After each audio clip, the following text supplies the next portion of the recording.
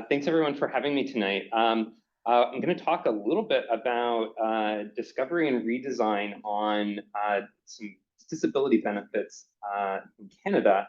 But actually the talk is really, probably a better title would be some quick notes on how to change government service through discovery. For those of you tuning into the recording in the future and want to know if you should tune out, or if any of you in the room want to go back to your Civic Tech Toronto project and tune out, here's kind of a quick idea of what you're going to get in the next like 10 to 15 minutes. I'm going to go through a little bit about the goals of the presentation, introduce myself, but then spend most of the time talking through what the project was, what disability benefits were, and how my team was involved. And then I'm going to talk through 4 methods that we use to try to change this service. And we can wind up doing questions if we have extra time, or do a breakout session later on. Some of the goals that I have are, first and foremost, the Civic Tech group. So I know everybody enjoys a Civic Tech story, so that's first and foremost. But just like Adam was talking about, the fact that we're in a new year and it's a fresh start, you might have some fresh projects. You might be thinking like, oh, I want to go to Dolphin Tank and pitch my idea, or I need some help thinking through how I would go about this. I'm going to go through some things that could be helpful to think through as you're thinking about how you could go about your Civic Tech project. Third, selfishly, I'm pretty new to this community, so I wanted to introduce myself properly. And I've seen a few things and happy to offer support to projects or folks in the community. And also kind of a last minute presentation, so we're going to make it quick. So to introduce myself, I'm Jeff Maher. I've been a bit of a Civic Tech nomad over the last 10 plus years. Probably the jobs that I'm most proud of are work that I did at the US Digital Service. I was a very early member of the team working on veteran services and getting things online and helping with disability claim processing. And also at the Canadian Digital Service, where I held a whole bunch of different roles. But the role that or the project that I'm gonna talk about tonight is one that I did with folks at the Canadian Digital Service. My day job today is the Director of Tech Strategy and Software Engineering at a little Civic Tech firm called Bloomworks. But I was at some other Civic Tech shops in the past, such as Code for America and Civic Actions. So I've seen a few things, and I will say that because I do this professionally, some of these tactics might be a little bit more inclined towards using in a very deep day job, but I think it'd still be helpful on volunteer projects as well.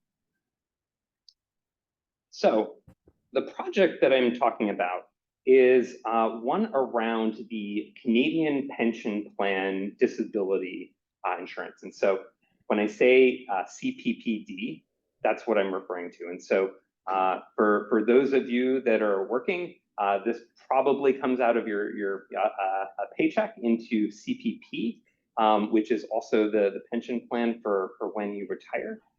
But if you are somebody that is contributing into CPP, you are also eligible for another benefit, CPP-D, if unfortunately you become disabled and can no longer work.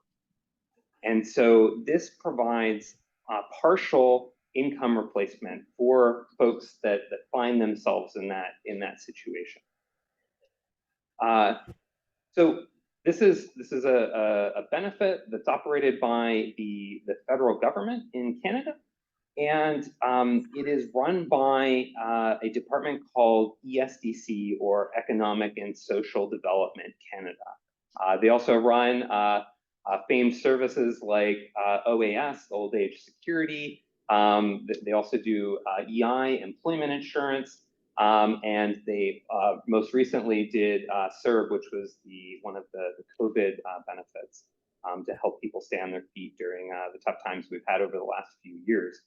I was at the Canadian Digital Service, which today is now part of ESDC, and Service Canada, but then was part of Treasury Board, which is a little bit more of a part of government that approves plans for improving and delivering services.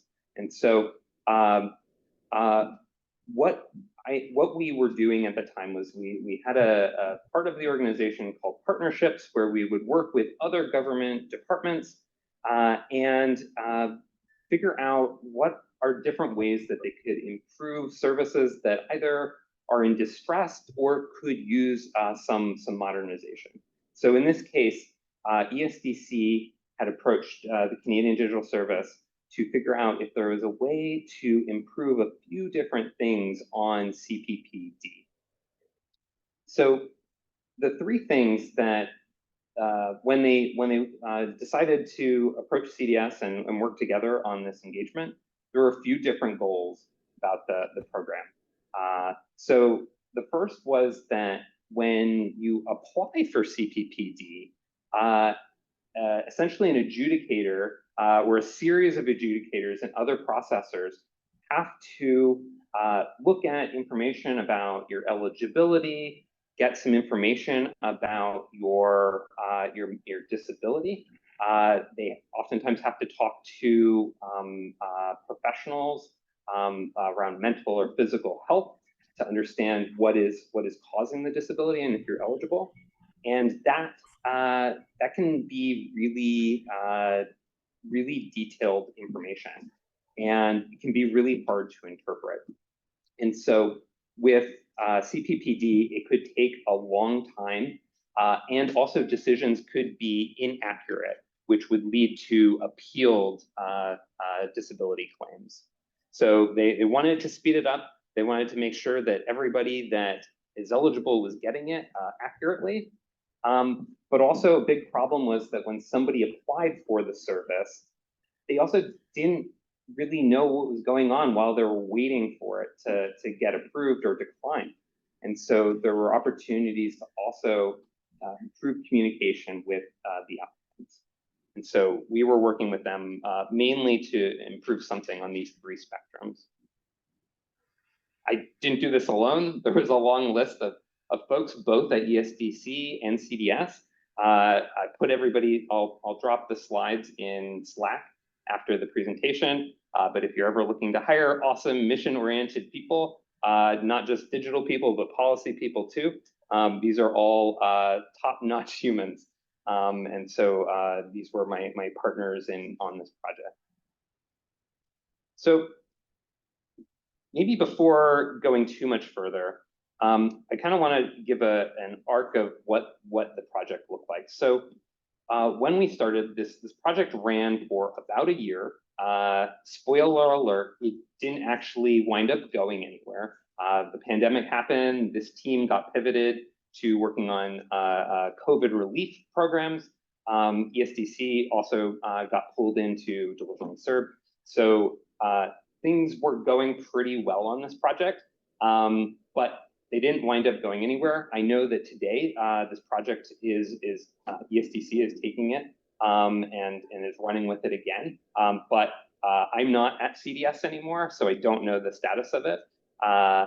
But when we were working with ESDC on this project, a lot of the things that we did were tenets of other projects that have gone in different places. And so hopefully it's still a good story.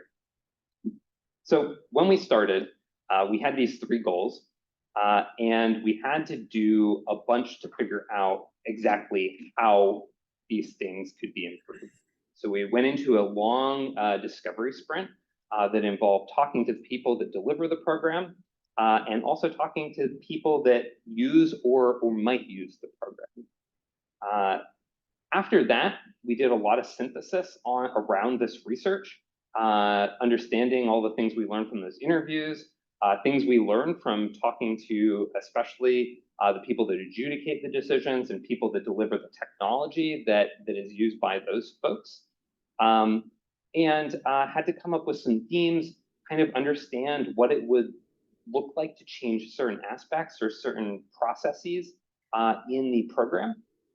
And then we started doing some prototyping. And so the project wound up kind of hitting its endpoint right as we were getting ready to convert our prototype into something that would go into production.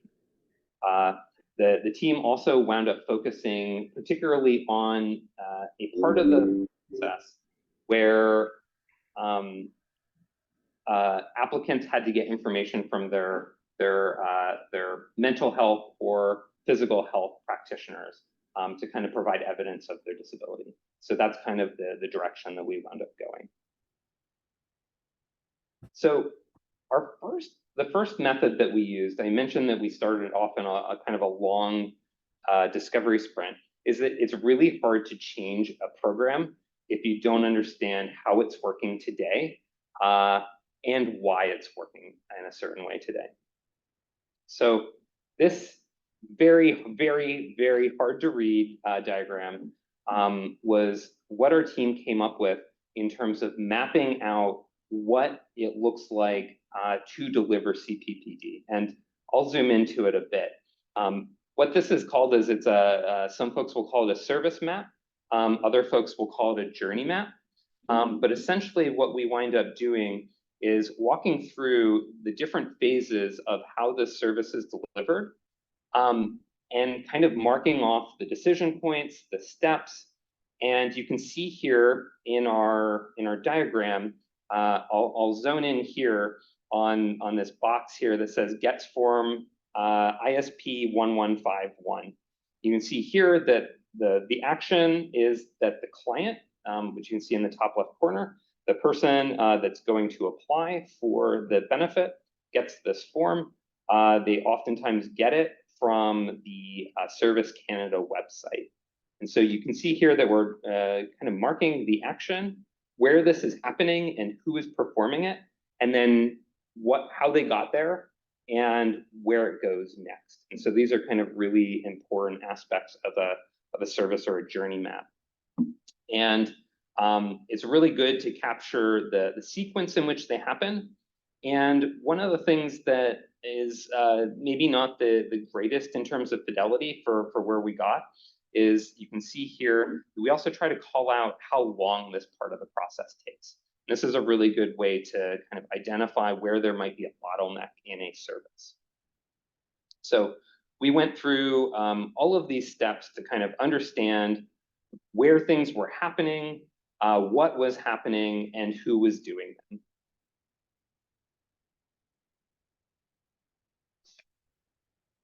The second thing that's really important is that it's also really important to kind of understand how it feels. So when we were going through and kind of marking off all of these different steps, there's definitely some things that you can persuade people on the basis of logic. Like, here is a really long step, or this is happening in 3 different systems, or like 8 different people have to be involved in this one thing that maybe only takes 2. You can kind of make some of those leaps, but how people applying for the service and how people that are administering the service feel is also equally important, both in terms of trying to make it not painful for folks, but also for making sure that people aren't deterred from it because it is so painful a process. There are lots of people that are probably eligible for CPP-D that don't get it because the process is so painful.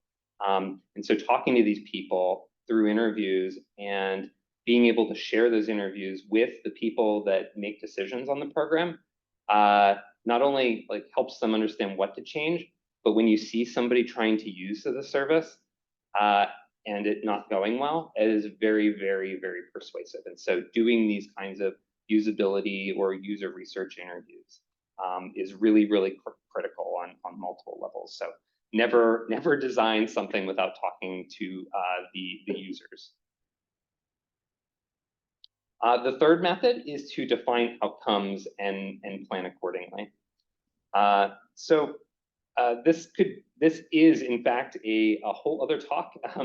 If I'm not super boring and you want to see it, I have a link in here to talk on logic models. But the nutshell is that in order to figure out how to improve a service, you kind of want to understand what the desired outcomes are. And so this is an example that I have from a past talk, where in this case, my outcome is that I am happy, and that is measured in pizza that is in my body, and that I've had time with friends. And so outcomes are really important because they are really different from the next thing, which is outputs. In tech circles, these two oftentimes get confused, where people really fall in love with a solution and not the problem. So it's like, oh, I built an app, problem solved. It's like, well, that having or not having an app was never actually the problem. Like whether people get this service or not, or have money to live, that is actually the outcome that you want to get to. And you need to be able to measure that and work backwards and define what things would enable that outcome. What things do you have to create, or what things do you have to put in place? And those things are the outputs. I'm going to jump all the way back to inputs at the beginning. And so these are the things that you put into solving the problem. These can be, like in this case, ingredients for pizza. I am clearly not a great person at making pizza, but these are the things you put into it. These could be like the computer systems, the software, the policies, the procedures.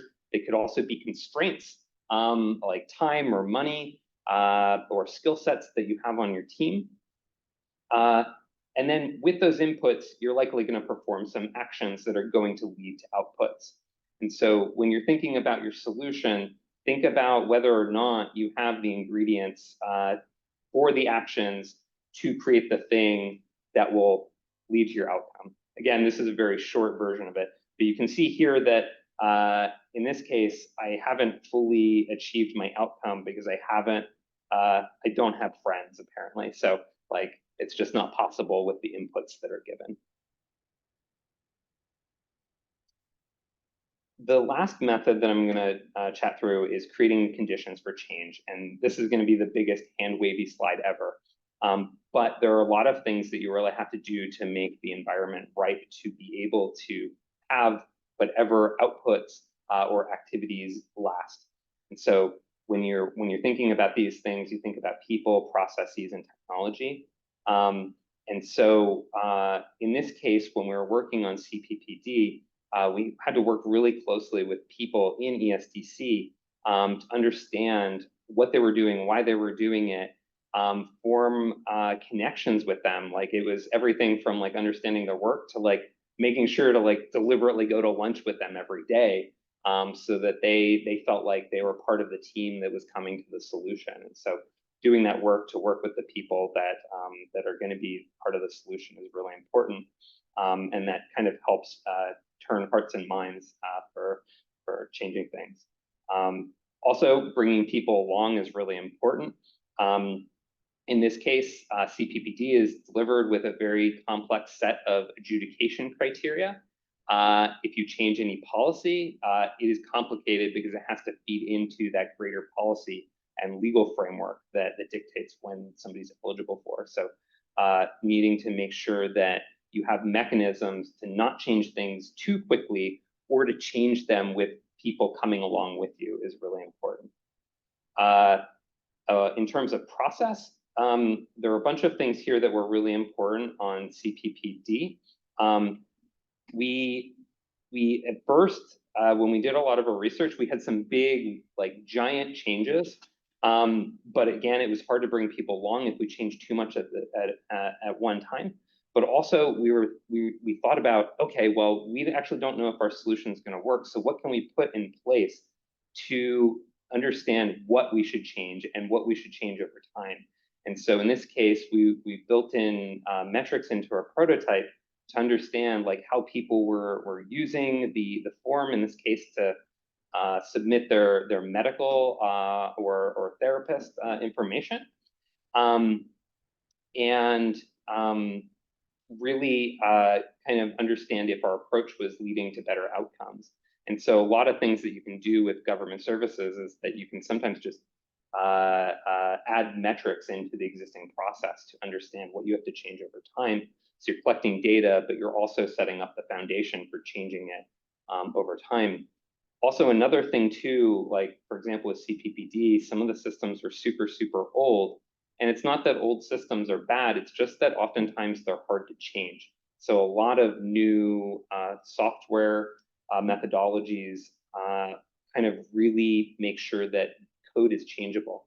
A lot of times, the way that your computer program operates is how it's going to operate by law. Like the computer program is actually the implementation of the law or the policy. So if you can't change the computer program, you can't change the policy. So making sure that you're putting processes in place to make the program malleable is really important. That was important to us on CPP-D. And then kind of the last process is that you just want to constantly be talking to the people delivering the program and the people applying for the program. Technology I kind of covered already. But the last one that I'll mention is that sustainability is really important. I think having been a part of a few other civic tech groups, it is really appealing to use the latest whiz-bang technology. But the problem is that a lot of times government is a few years behind. And if you were to make something here and then hope, for example, say the city of Toronto could take it over, then they might not have any software developers that know that stack. Or maybe that stack is not mature enough and might not last that many years. So choosing something that is mature and known to your community partner or government partner is really, really, really important. And so in this case, when we were working on CPP-D, we tried to choose technologies that would be usable by ESDC after CDS left the scene with its kind of cool, fancy technology. I think I've gone over my time, but I'll stop there and see if there are any questions.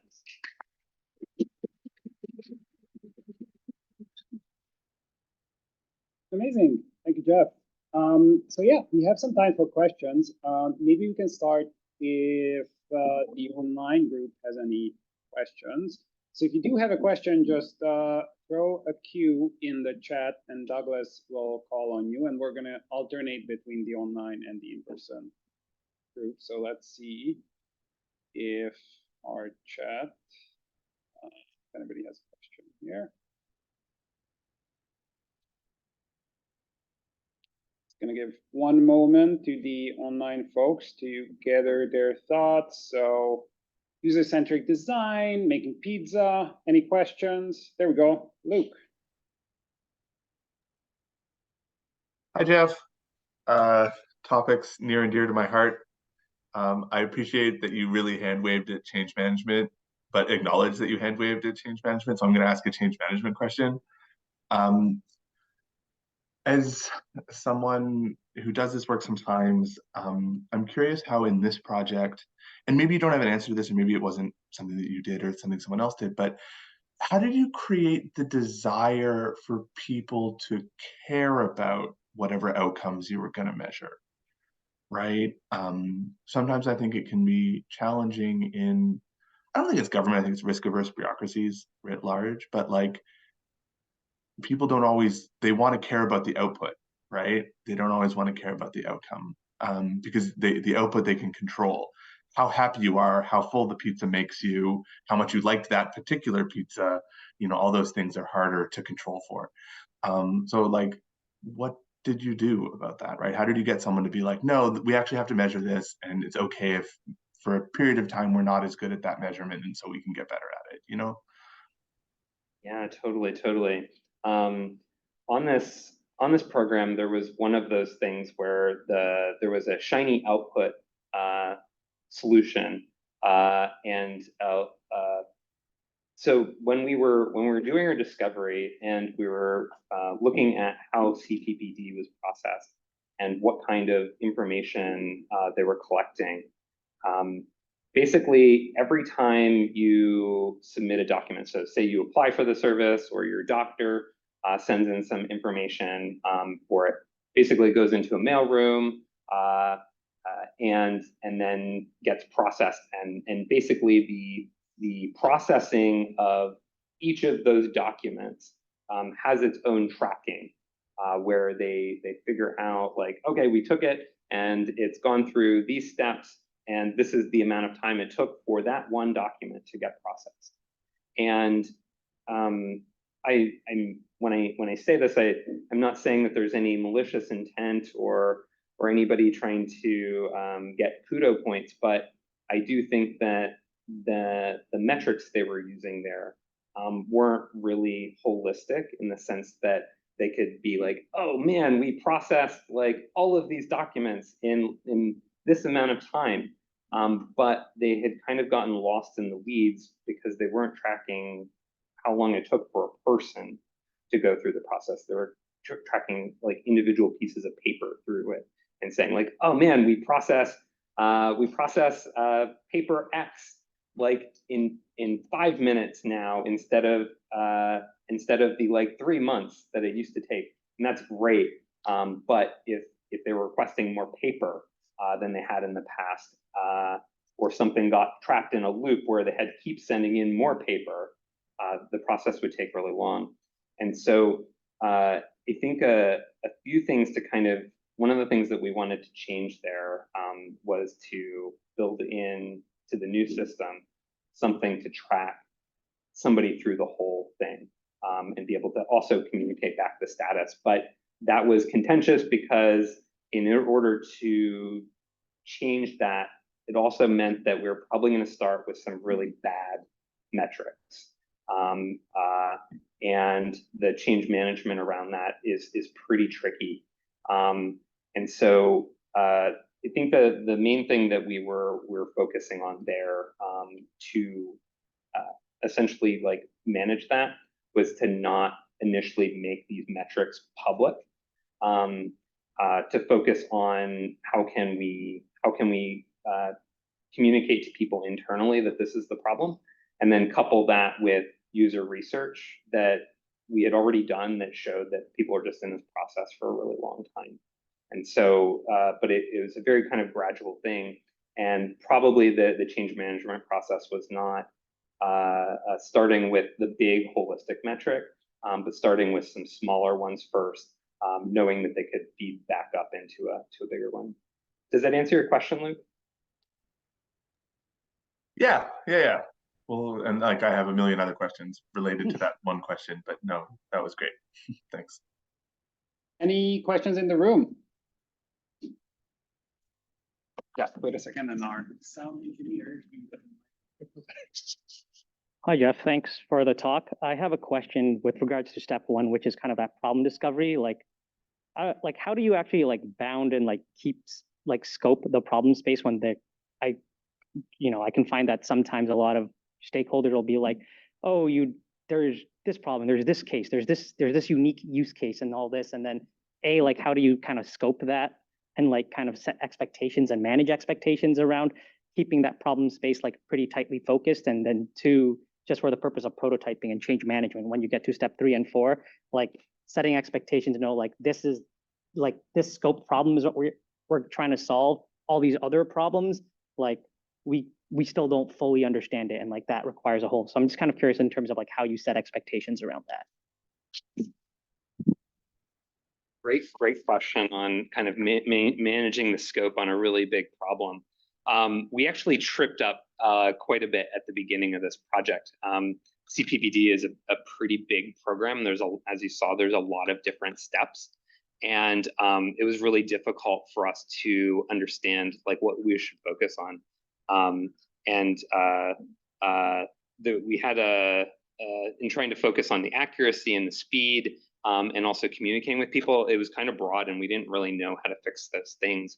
And so I'd say that one of the biggest ways to kind of manage that is to, I'd say it's a few things.